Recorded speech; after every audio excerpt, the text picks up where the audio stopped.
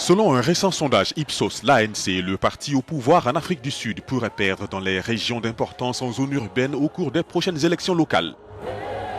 Les données de ce sondage montrent que des zones capitales telles que Johannesburg, Pretoria et Nelson Mandela Bay, où l'ANC a toujours gagné les élections depuis sa prise de pouvoir en 1994, pourraient se retrouver entre les mains de l'opposition de l'Alliance démocratique.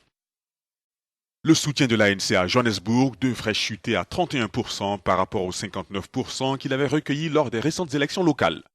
Le soutien de l'ANC dans la municipalité de Tshwane, qui comprend la capitale Pretoria, a également chuté de 23% comparé aux 55% engrangés en 2011. Le soutien dont bénéficiait le pouvoir à Nelson Mandela Bay est de 28%, soit une baisse de 52%.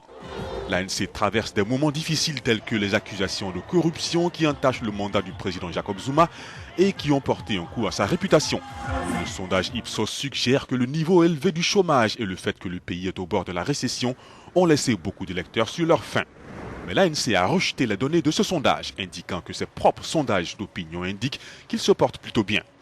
L'opposition de l'Alliance démocratique est également sûre de provoquer un bouleversement majeur pendant ces élections d'août. Pour la première fois de son histoire, elle a dépêché un candidat dans chaque municipalité du pays.